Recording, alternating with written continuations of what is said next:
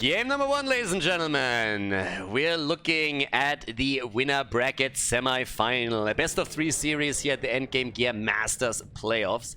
And it's actually going to be a really interesting one because the winner of this match goes to the offline finals, qualifies for the final round of the tournament. And if you make it to the offline final, it means that there's a lot of prize money on the line, 2,500 euros in total, and every single player that attends the offline final is going to get at least some of that juicy prize money and hardware from Endgame Gear and AMD as well. Offline final is going to be taking place on the 17th of August in Osnabrück in Germany, and you are welcome to join.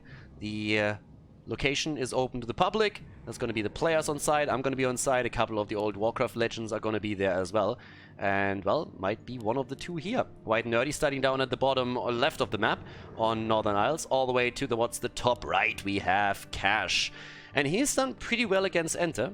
Able to take his opponent down with a 2-0. So he's very likely going to go into the exact same strategy. And White and Nerdy played the first series of the day, which means while Cash was playing against Enter, he had definitely enough time to just look at those games and say like, okay, how am I going to beat this shit? Because Cash did actually really well with this setup.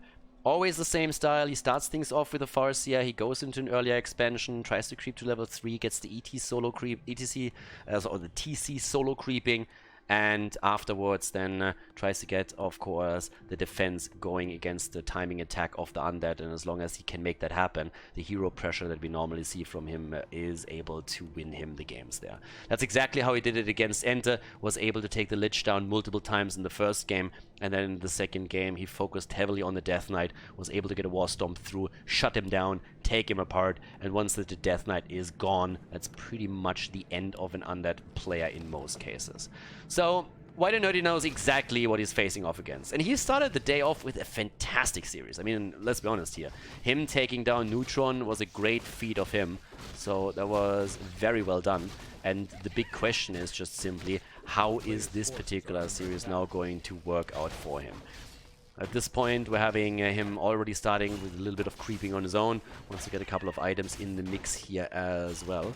And let's see what else we're going to have for now. In terms of items, we're first of all getting the Circle of Mobility again, all the way up the top. And down to the bottom of the map, we are having the Gloves of Haste. It's actually kind of interesting, seriously. I mean, I casted WarCraft 3 for 8 years, and then transitioned into StarCraft 2 when I moved to Korea to commentate for the GSL. And after all that time, coming back and pretty much seeing very similar dynamics between the races in the individual matchups, I'm honestly wondering if there was ever a time when Night Elf was really shit. And I'm not talking about Night Elf being the worst race. I'm sorry, about Night Elf not winning everything. I'm talking about a time when Night Elf was actually literally the worst race. Because every single time you look back to WarCraft 3, if Night Elf doesn't dominate, then they're at least all the way up there. So it's kind of interesting to see a lot of that. At least in Europe, on the other hand, we have a ton of undead players. I still gotta admit that. That's definitely still true. So with Happy, with, well, Enter, White Nerdy, X-Lord, you have Night End, and so many others there. There's an amazing amount of undeads that are still in the scene for them. But yeah, seeing the dynamics between the races is pretty incredible. I mean, if you thought that it's difficult to balance StarCraft 2, for example, then just think about WarCraft 3, where you have not only heroes and items, but in addition to that, you have a fourth race as well. And a fifth race, of course, too. I mean, Moon switched back from StarCraft 2 to WarCraft 3 a while ago, and the fifth race is, well, good as ever. So for now, in the game here, he was still having the Farseer, also with the second item. He got the Lightning Shield and is trying to use that not only for creeping, but can use it against an opponent. Tech into tier 2 is active on both sides, and White and Nerdy is trying to delay this expansion attempt for as long as he can. And level 2 is definitely going to help him. That's going to help him quite a bit, so thanks to the aura, he's going to try and dance around this a little bit more heavily.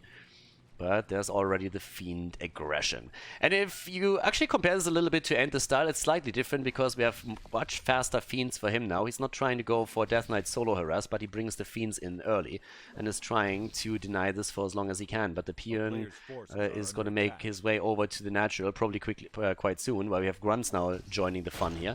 But it's still level 2 against level 2 for the two of them. And the difference in experience is not really all that big. And more Fiends are now coming over, as the Lich is also going to join the fun soon, with the tech into the Black Citadel just now started. And with 30 supply against 34, White Nerdy doesn't look too bad here. Cash actually with 34 supply himself is currently doing his thing. And there's, again, the camp towards the top, which still hasn't been taken. So delaying the expansion is all that White Nerdy is doing right now. That doesn't necessarily guarantee him the win, don't get me wrong, but it's definitely going to throw a bit of a wrench into the entire setup for his opponent. And ooh, that Death Knight needs to be a little bit careful. Starting to slowly become the punching ball of his Orc opponent. Yeah, still the aggression around the Crypt Fiend. And there's another coil and the kill against the Grunt. Nicely done. Oh, ho, ho, ho. That was a close call. Nice reaction by White and Nerdy as that Chain Lightning comes in. So yeah, delays everything for now. Have him down at the bottom of the map now. And that Death Knight was definitely toying with death here. Has the Potion of Healing though, eats it immediately. And let's see how this is going to play out at the top of the map. Because now obviously the expansion is going to be secured. And we're already seeing the Peon march over together with the Grunt that was saved earlier. The TC is now also back in play. And that is going to give us additional creeping patterns probably from him quite solo to get the additional skills. I mean, right now, actually, with a bit of a different setup, not speccing into the aura first, but actually into the stomp. And yeah, it's gonna have a much harder time to get him to level 3 than we've seen in the games against Enter. So White and Nerdy, so far, doing well here. Potion of Greater Invulnerability, sorry, Greater Healing for him. Has the tech into tier 3 nearly completed. A bit of a delayed Slaughterhouse here now too, since he invested a lot of the resources into the Crypt Fiends early on to be able to delay that creep from the Orc initially. Here comes the Belt of Giant Strength, and oh. Yeah, RNGesus seems to be smiling favorably onto Cash right now. At least it's a very beefy cow at the front that we're going to talk about later on. Farseer on level 3 already, with now also the TC making it straight into the second level and granting himself a bit of an aura. But having that Belt of Giant Strength is definitely going to boost his hit point pool quite nicely. That's a great tool to have here. Also a bit more mana for the Death Knight right now with the Pendant of Energy. Now, survivability is everything, as we've seen in the previous games that Cash played against Undead. And in that context, it obviously matters quite a lot how many survival items you have. Another coil against the Grunt, that's a good one. The level 3 Death Knight is going to make that possible for him. We're also seeing another kill, nice! Gets 2 immediately. The Pit Lord also now in play, so 3 heroes are ready. And I gotta say, White and Nerdy is looking pretty powerful in this setup now. Also realizes that his statue is a little bit far off, gets chased down, but there seems to be no radar yet. Oh, there it is. Radar in, and there's the Ensnare, so that statue likely going to bite the dust. The Stomp is in, and there's the early Book of the Dead, and he needs to use it early. If he holds it back and Destroyers are in, then it's just Destroyer fodder. So that's the best time to really drop the book right now. If you don't do that, then you might as well just sell it. Because if you use that in the middle of a big team fight when there are Destroyers in play, then it just means that you're going to give your opponent free energy. That block here might turn out a bit of a problem. The Nova is currently opening up the path, and he is trying to retreat here slowly and steadily. There's already the Howl of Terror, and well, the Orc army looks pretty terrified, but so does the Pit Lord, because he's a little bit too fat. He needs a bit more of a cardio regime, to be honest, so he's not going to fit past these units here. That's the problem when you just drink beer all day and eat chocolate. So the Pit Lord still getting saved by the Death Knight, who's a little bit more nimble on his feet. And in the meantime, we have up to the top the expansion in play. Those peons need to be sent over a little bit more quickly. Don't really think they're going to make the way all the way back to the main base before Cash realizes what's going on, but we'll see. For now, we're also having the Troll Headhunter being blocked. And yeah, the peons are actually running all the way over to the right. Which isn't the biggest deal, but that's still 4 workers that don't do anything right now, and it will delay the advantage that Cash gets through the expansion even further than it already did. Cash is at 46 supply. White Nerdy is at 44 right now. And he actually is looking at a pretty solid setup right now. He killed several grunts in the earlier encounter. He was able to take down a few of those troll headhunters as well. And he isn't looking too shabby. Tyrant Chieftain now also with the Talisman of Invasion. Things are getting worse now. It's pretty much only the nuking that you can set up against him. Up to the top, double ghoul in the PN line. Me likey. Yeah, good action by him here. He's trying to take a few of those down, or at least decimate the hit point pool a little bit. Very unlikely to actually kill some. Actually, he might be able to get one or two, even with those wolves in the play. Yeah, if you can maybe drop an over there at some point, you might be able to get a little bit of action done. There's only one statue in the mix now, so we don't have any destroyers just yet. More should be joining the battle soon, though. And here comes the aggression against the Farsi, and ooh, baby! That got spicy for a moment. Nicely done though with the TC, and another good storm, War Storm has also now the mana potion in the inventory, so that definitely helps. But there comes the focus against the Fiend. Coil saves that bony ass for now. Aggression against the Kodo Beast. Devour so far not coming through. More units now coming in from White and Nerdy, but the Lich is in trouble, and the Death Coil is too late. That's the second hero down. Up to the top. The ghouls have decimated the entire setup here. That's fantastic. And actually, are we going to see maybe even the Khaldor fall if it stays too long there? Having a bit more action from the Tyrant Chieftain, who still has a bit of mana left because of the mana potion that he consumed. Cash is sitting at 49 supply, and White Nerdy goes down to 48 and realizes that this is over. GG's out of the game, and Cash with another victory against Undead takes the lead in the best of 3 series at the winner bracket semifinal.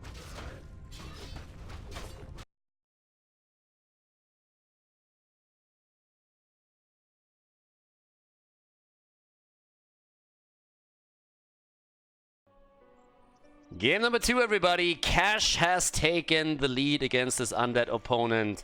And on Last Refuge, we're now going to find out what's going to happen in the series. If we're going the full distance into the third map, or if Cash is taking another victory against Undead in this second game against White and Nerdy. I mean, initially it didn't really look too bad for the Undead player, taking down a few of the grunts, delaying the expansion, really also screwing with the experience gain that we've seen for Cash wasn't too bad. But obviously, once that he started to go in for the attack, he got caught also in a bit of a choke point. Lost the Lich just as the coil was about to hit the target. And that TC, with just the entire hit points that he gets from the Belt of Giant Strength, plus in addition to that, the mana potion that he was rocking, just stomped his way through to victory. It's always a little bit of a weird setup. I mean, in an ideal world, you're really looking at the Dark Ranger and you're saying, okay, well-timed silence might just be what I need in this game.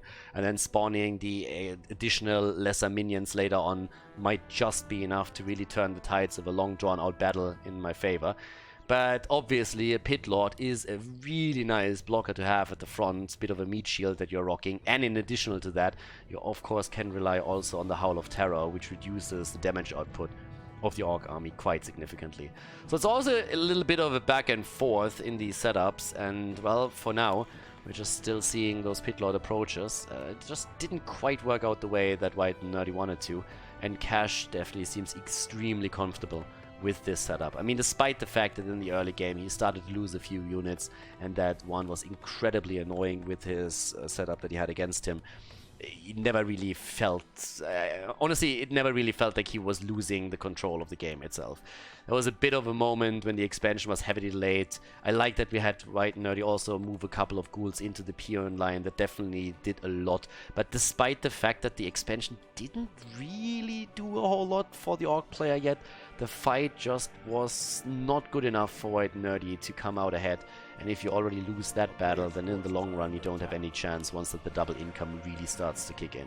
So tapping out in game number 1 and now trying to play through in game 2 to get at least the third map going and maybe turn things around here. Not out of the question by any means. We've seen previous comebacks in those qualifiers as well. Down to the bottom of the map. What we're currently having here is Cash just sitting tight and getting experience for himself with also the Claws of Attack +6. which is actually a pretty sweet item as well. I mean, the entire time when we had the Death Knight trying to harass, it was true for the games against Ender and also true for the games against White and Nerdy. If you have the Farseer in a position where he can get a couple of auto attacks in and you get extra damage to the claws, you will be able to apply more and more pressure quite early. So it depends a bit on if maybe White and Nerdy can turn it around and focus Death Coils onto the Farseer early on. If that's the case, then he can definitely turn things against him. But there's also Sentry Ward, and there's no real aggression from the Death Knight. Yeah, it doesn't go into that position at all. But with the Sentry Wards, he at least knows what's coming right now. So up to the top, we still have a couple of creeps taken down. And in an ideal world, he wants, of course, to get his level 2 now as well. In the main base, we're also seeing the upgrade onto the Ziggurat, since thanks to the Sentry Wards, he already realized that the Farseer is going to attempt to be a bit more aggressive than he was in the previous games. So there's the Farseer, gets immediately attacked, and I think it's coil time. Yep, now we could see time for the Death Coils here, but he needs to save those Acolytes. That's obviously always the dream. If your opponent is in the middle of a tech and you can take down a couple of the workers, then sometimes, I mean, it gets as bad as that an opponent might have to cancel their tech, which is obviously a nightmare scenario. But as long as you can just play the game around the gold mine here, you have an easy time there in saving this. And Undead in this case is probably the most vulnerable from all races, because these Acolytes are just presented on a platter the entire time. As a Night Elf, you are the safest when it comes to your Wisps, because they're literally just in the gold mine, and you can just play the game of Wisp in, Wisp out. It's more of the exposure. Nice, that coil actually hit home. It's most of the exposure that you have on the Wisps that are sitting in the trees. That's a problem for you, but not really the gold income. And even those, you can just drop Wisps out of the gold mine and back in. Death Knight really wants to piss off the Farseer right now. And could we see a kill? I mean, it's a little bit unlikely. There's obviously natural resistance that heroes have against magic damage. So if he gets another auto attack or two in, he might just be able to force a town portal here. But it could become close. Eventually, though, he should be able to catch up with him. I mean, we're still talking aura here for the Death Knight, and if he can maybe even block the path of the Farseer at some point, that would be great for him too. 108? Yeah, that's the town portal. Cash already realizing that eventually he is going to lose that battle. I mean, you can't outrun the Unholy Aura, not without Boots of Speed. Still, he bought his units some time, and that means that at the bottom of the map, the Grunts got a bit more experience.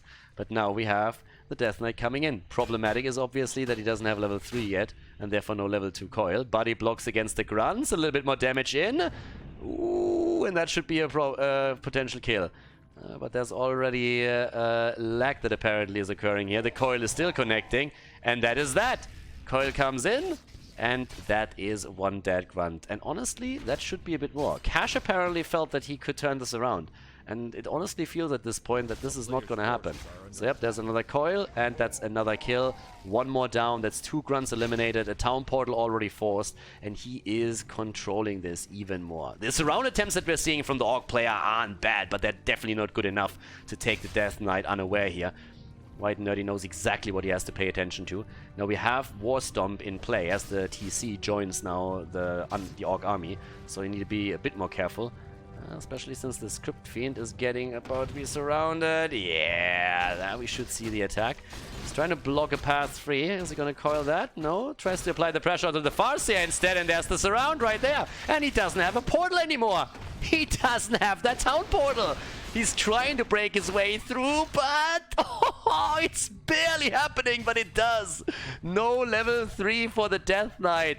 Oh my god, Cash able to make it out thanks to the Chain Lightning and the War Stomp, but holy hell, that was a nice setup from White and Nerdy. Definitely got the pump of Cash going, I can tell you that. That adrenaline was hitting hard.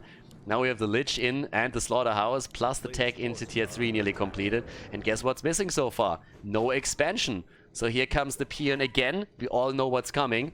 The skeleton is already sitting there and is saying like, well, I'm not quite sure what's going on there, but ooh, look at that. Juicy, juicy, juicy. Expansion play. Well, and with this, the goal is to get level 3, get the Orb of Corruption, make sure that you start to get Destroyers into the mix at the 3rd hero, and then execute the timing. And this is probably the latest expansion that we've seen so far from Cash, measured against the tech from his undead opponent. I would definitely say that's true. The expansion just started as Black Citadel has been reached. So that might be what White and Nerdy needs to make this happen. There's more skeletons running down to the bottom of the map. They won't be able to force a cancel, so don't get me wrong on this one. But they still are able to take some of the hit points away, because obviously while in production, no armor applies. That means that those hits are hitting 100%. So this is definitely going to bring it down slightly. Might not matter in the long run, but might make all the difference later on, depending on the situation that occurs here. So as it stands, we are having at this point a little bit of a setup where we're seeing the level 3 Death Knight make an appearance anytime. The level 2 Coil with the 200 damage then against heroes is also going to be in action. So for now, Augur Magi goes down, and that is a Mana Stone. Look at those items. Mana Stone plus also Wand of Mana Stealing. That in particular is actually pretty sick, because now you can really pressure the TC. The tower, okay, if he has the Potion of Invulnerability in use, then obviously it's going to be more of an issue. But outside of that, you have a really nice setup there. Talking about nice setups, look at the damage output that we're seeing from the Farseer. Plus 14, finds a double. That's got to be the first Raider, though, that drops. Or is it? Yeah, it is! That's a level 3 for the Tower and Chieftain, but we should see quite a bit of mana burn against him. The first charge has already been used, and once that he can't use those War Storms anymore, that is really going to shrink that army down to size. So Destroyers aren't part of this fight yet, because they're currently being researched in the Slaughterhouse. Down at the bottom of the map, we're seeing double Skeletons still attacking this, and this base isn't even done yet. There's no additional income for him. So that is just an investment that Cash has made. But one is down, 232 supply against 43, still trying to take that battle, and he takes down another Grunt. And there's another potential kill if he gets close enough to that Troll Headhunter, but that's not quite happening yet. Look how low this thing is. This is 50% HP, so he actually has to repair that now too, or it could be easily sniped by his opponent. And guess what? WaN is on the way. Of course he is. I mean, what else is he gonna do here? He's not going to wait around for the Orc player to really capitalize on this situation. More statues are being built now, and there we go. Can he snipe that? That's the question. Can he take down at least the worker line and deny the double income? The Orc player is already making his way over, and he definitely has to, but a couple of those grunts or peons are going to die, or are they? Yep, one down. Can he get more?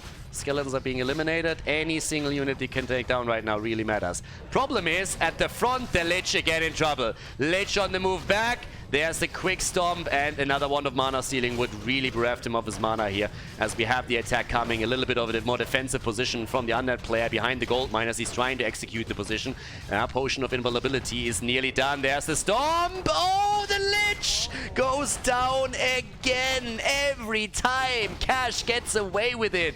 Yes, nice timing on the War Storm. The Potion of Invulnerability making it impossible to drain him of the mana. And with the second hero gone, things are once again looking dicey for WaN. Down to 35 supply against 53. The GG drop, and Cash just makes it happen. Every time he's able to take down the undead heroes, and therefore securing himself victory after victory. He's the first one to qualify for the offline finals in Germany, in Osnabrück on the 17th of August. GG and well played as Cash advances to the winner bracket final. Hey guys, thanks for watching today's video, and I hope that you enjoyed the match and the commentary. The remaining time of the video has been added to protect against spoilers caused by the length of the video itself. But please keep in mind, though, that this does not only mean more work for me, but also has a negative impact on the popularity of the videos and the channel because of YouTube's algorithms. It would be greatly appreciated if you'd consider supporting the channel and help me to continue the daily esports coverage by clicking the join button below the video or supporting me through the Patreon page linked in the video description. Thanks a lot for the support, and see you guys next time.